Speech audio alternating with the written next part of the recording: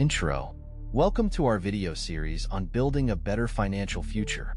Today, we're kicking off our first part in a 5-part series focused on a vital key to financial security: creating an emergency fund. We often hear the phrase, saving for a rainy day. But what does that actually mean for your financial health? Body. An emergency fund is essentially a safety net for unexpected expenses. Think of it as your first line of defense against life surprises. Whether it's a sudden medical bill, car repair, or job loss, having a dedicated fund can provide peace of mind and help you navigate these tough times without falling into debt. So, why is an emergency fund so important? Life is unpredictable. We can plan everything down to the last detail, but an unexpected event can throw us off track. Without a financial cushion, you might find yourself relying on credit cards, which can lead to a cycle of debt that is hard to escape. An emergency fund helps you avoid that risk by providing you with funds you can access quickly and easily. Now, how much money should you aim to have in your emergency fund? While it can vary based on individual circumstances, a common rule of thumb is to save at least 3 to 6 months' worth of living expenses. This amount allows you to cover your basic needs in the event of a financial emergency, giving you the time you need to recover. If you are in a more unstable job situation or have dependents, aiming for 6 months or more may be the best approach. Next, you might be wondering where you should keep this money. The key is to find a balance between accessibility and earning a little interest. Many people choose savings accounts because they offer easy access to funds while keeping them safe. Online high-yield savings accounts often provide better interest rates, helping your money grow over time without risking it in more volatile investments. During this part of our series, we have laid a solid foundation for understanding what an emergency fund is and why it's essential for your financial well-being. It's crucial to think about your current financial situation and how an emergency fund can fit into your overall money management plan. In our next episode, we will dive deeper into the strategies for building that emergency fund, discussing how to set achievable savings goals and practical steps you can take to start today. You'll be surprised at how easy it can be to set aside money for your future security. So, stay tuned for part 2, where we will continue our journey towards financial empowerment and security. Outro. Thank you for joining us today. Remember, the first step is the most important. Let's work together to create that safety net that will protect you and your loved ones in times of need. Don't forget to like, share, and subscribe so you don't miss the upcoming parts. See you next time. Welcome back to our series on building an emergency fund. In the previous part, we discussed why having an emergency fund is essential for financial stability. Today, we will explore practical steps to create this safety net, ensuring you're prepared for unexpected expenses. First, let's talk about how to set a savings goal for your emergency fund. A common recommendation is to aim for 3 to 6 months' worth of living expenses. This amount gives you a comfortable cushion. However, if that seems overwhelming, don't worry. You can set smaller, more manageable goals. For instance, start with enough to cover 1 month's expenses. Once you reach that target, gradually increase your savings until you hit your bigger goal. Once you have a target amount in mind, the next step is to analyze your budget. Look for areas where you can trim unnecessary expenses. Perhaps you can reduce dining out, cancel and use subscriptions, or find cheaper alternatives for everyday items. Direct these savings toward your emergency fund. This approach puts you in control of your finances and makes reaching your goal more tangible. Now, it's time to choose the right account for your emergency fund. Ideally, you want an account that's separate from your regular checking or savings. This separation helps prevent the temptation to dip into your fund for non-emergencies. A high-yield savings account is an excellent option. It offers better interest rates while still providing easy access to your money when needed. Additionally, consider automating your savings. Setting up an automatic transfer from your checking to your emergency fund every payday can streamline the process. You won't even notice the money is gone. This pay yourself first method makes saving easier and ensures you stay committed to your goal. Another strategy to consider is to make the most of any windfalls you may receive.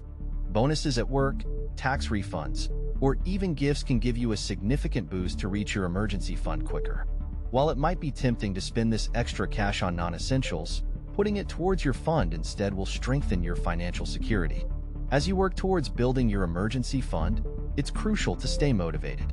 Keep reminding yourself of the reasons why you started this journey. The peace of mind that comes with knowing you have funds available for emergencies is invaluable. In the next part, we will delve into tips for maintaining your emergency fund and ensuring it remains effective over time. We'll cover how to handle withdrawals and the importance of replenishing your fund after an expense. Stay tuned, and let's keep working towards making your financial goals a reality. See you next time. Welcome back to our series on creating an emergency fund. In the previous part, we discussed the importance of having an emergency fund and how it serves as a financial safety net. Now, let's dive into practical strategies to build this vital fund, ensuring you can weather unexpected financial storms. The first step in building your emergency fund is to set a specific savings goal. Think about how much money you would need to cover 3 to 6 months' worth of living expenses.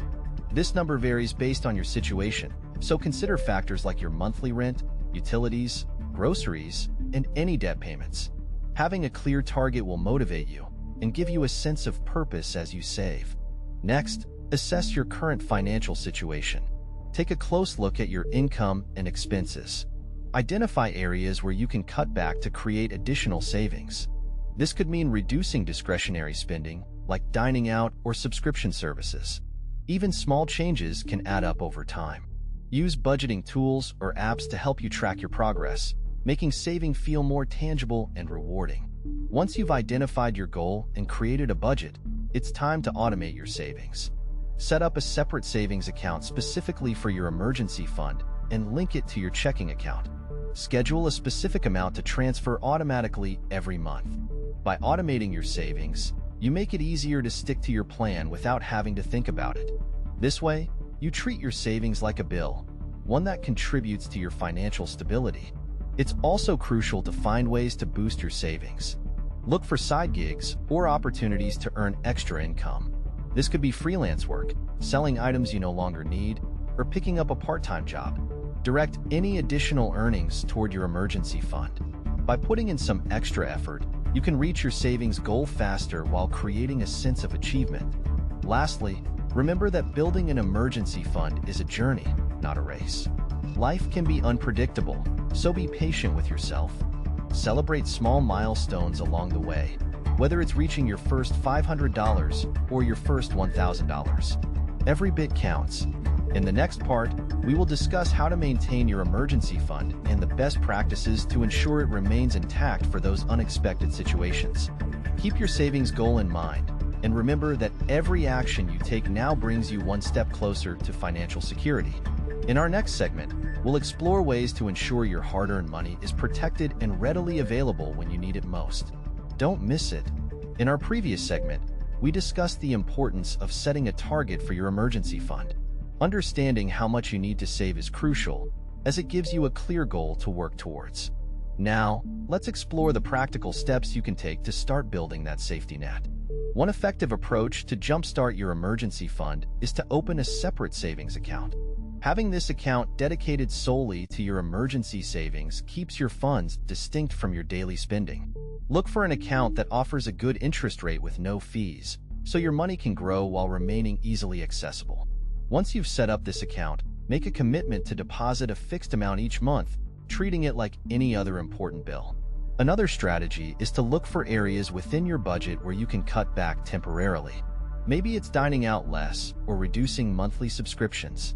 Redirecting even a small amount from these areas into your emergency fund can significantly boost your savings. The key is to find balance. Don't deprive yourself completely, but be mindful of where you can trim the excess to help secure your financial future. You might also consider implementing the 50/30/20 rule for budgeting. This means allocating 50% of your income to needs, 30% to wants, and 20% to savings or debt repayment. By prioritizing your savings in this way, you can ensure that you're consistently contributing to your emergency fund every month while still covering your essential expenses and enjoying some of your discretionary income. If you receive bonuses, tax refunds, or other unexpected windfalls, resist the temptation to spend that extra cash immediately. Instead, consider putting a large portion of it directly into your emergency fund. This can provide a significant boost and help you reach your savings goal more quickly. As you work towards building your fund, remember that it's essential to monitor your progress. Regularly check your savings and celebrate small milestones along the way. This will keep you motivated to stay on track. In our final segment, we will wrap everything up by discussing how to maintain your emergency fund and tips for using it wisely when the need arises. It's crucial to understand that an emergency fund is more than just a safety net. It's a tool for financial freedom. By taking these steps seriously, you're not just preparing for the unexpected, but you're also investing in your peace of mind. Join us for the last part of this series, where we'll cover maintaining and using your emergency fund effectively. See you next time. As we wrap up our series on creating an emergency fund, let's take a moment to reflect on everything we've discussed. Building this safety net is not just about saving money. It's about fostering a sense of security in your financial life. The peace of mind that comes with knowing you are prepared for unexpected expenses can be invaluable. Whether it's an unexpected medical bill, car repairs, or a sudden job loss, having that cushion ready can help you navigate life's uncertainties with confidence. One of the key takeaways from our previous parts has been the importance of setting clear goals for your emergency fund. Determine how much you want to save and why that amount is significant for you. Every individual situation is different, so tailor your goals to fit your needs. Start with an achievable target, perhaps covering 3 to 6 months' worth of essential expenses. Once you reach that benchmark, you can adjust your goals to suit your comfort level or future plans. It's also essential to consistently contribute to your fund, even if the amounts may vary. Automating your savings can make this process easier. Set up a designated savings account and consider automating transfers on payday. This way, you won't have to think twice about putting money aside. When you make saving a priority, it becomes part of your regular routine, just like paying bills. Remember to review and adjust your emergency fund periodically. Life changes, incomes can increase or decrease, and expenses can fluctuate. By taking the time to reassess your situation every few months, you can ensure your emergency fund remains adequate and relevant to your current life circumstances. This practice not only keeps your goals in check, but also reinforces your commitment to financial stability. Finally, think about the emotional aspect of having an emergency fund. The assurance that you have prepared for the unexpected fosters feelings of empowerment and resilience. It can transform your approach to spending, allowing you to make choices based on what you truly want, rather than out of fear for the future. In conclusion, an emergency fund is a critical part of your overall financial health. It's not just about saving. It's about securing your peace of mind. By